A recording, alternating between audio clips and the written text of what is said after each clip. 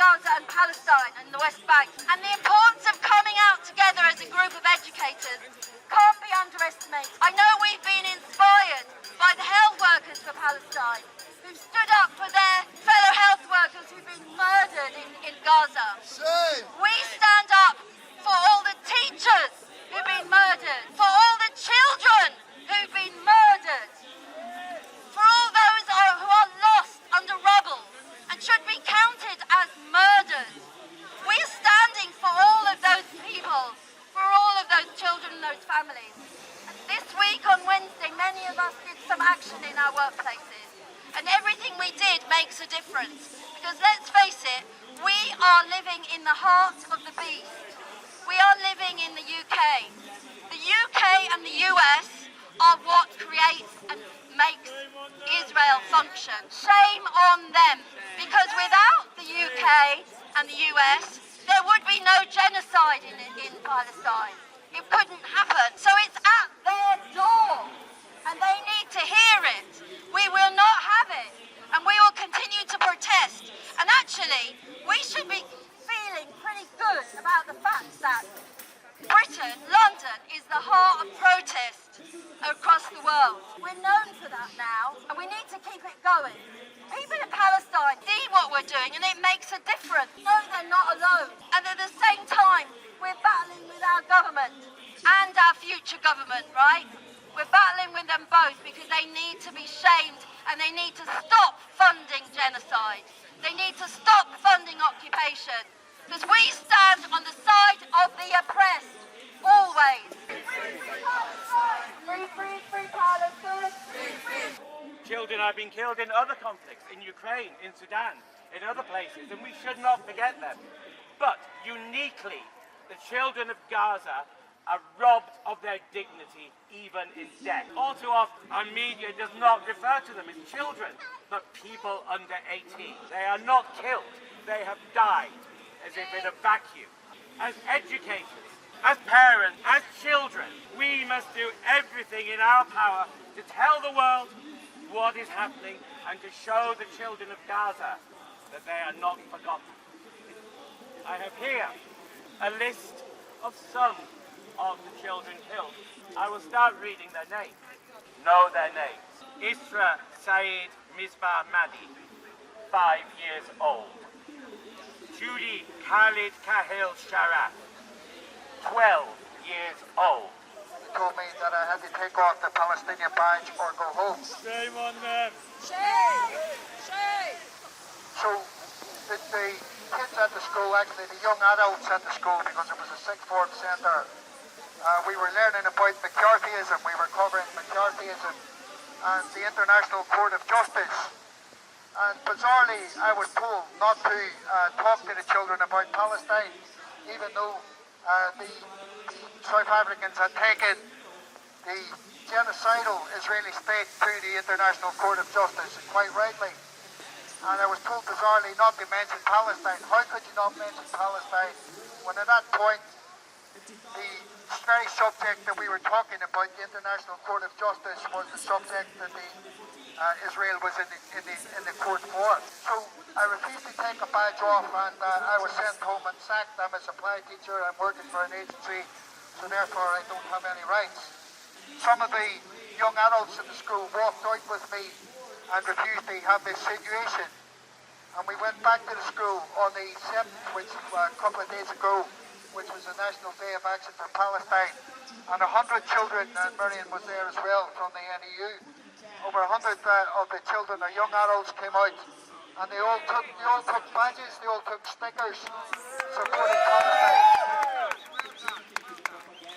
So whether I get my job back or not, what they've done is they've shown McCarthyism, real McCarthyism, and how it's lived.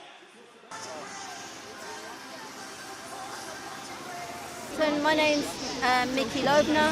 I'm a teacher. I'm in the National Education Union. I teach in a nursery school, South East London, and I've come today to be part of the Educators for Palestine protest. Felt it was absolutely essential that as educators we have something to say about the murder, the slaughter of more than 11,000, maybe many more than that, children in Gaza, the destruction of all education, the destruction of, well, let's face it, everything in Gaza. And we wanted to become more organised as an education group so that we could raise our voices in solidarity with Palestinians and to try and do everything we can to stop the genocide that's going on in front of our eyes. I mean, people instantly identify with teachers who've been murdered and arrested in some cases in the West Bank. We identify with them. To be honest, we see Palestinians as our sisters and brothers. We see them being murdered on our television screens.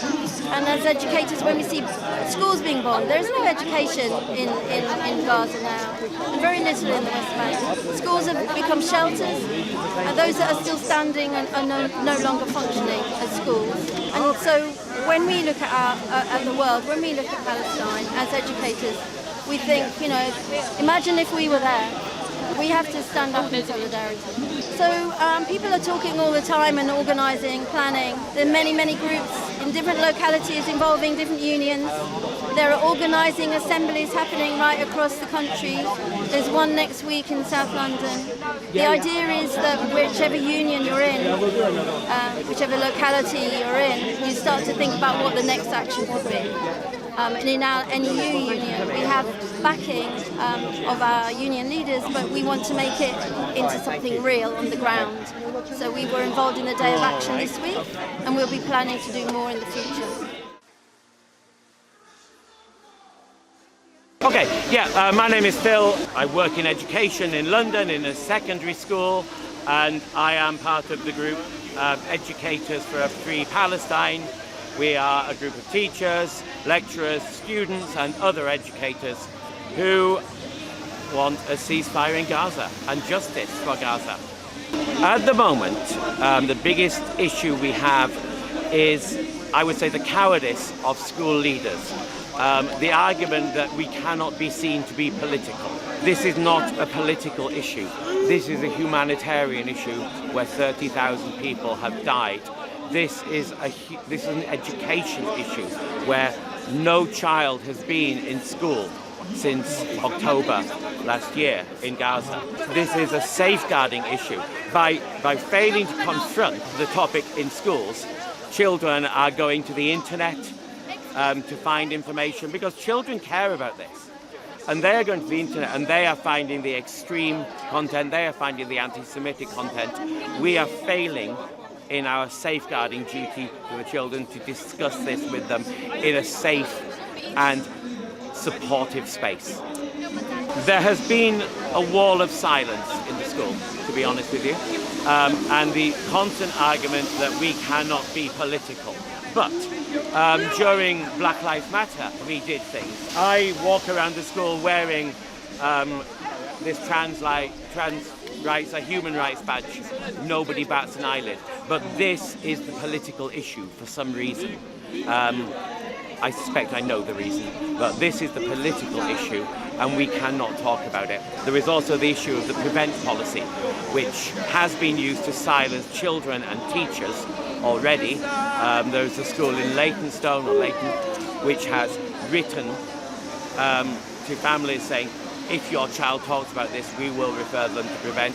We have had teachers who have lost their jobs or been suspended because of this. I think with prevent, I think there have been very few active referrals, but the threat of it is there, and schools are using it as a threat. The government is using it as a threat to silence people, to put the chilling effect, as it were.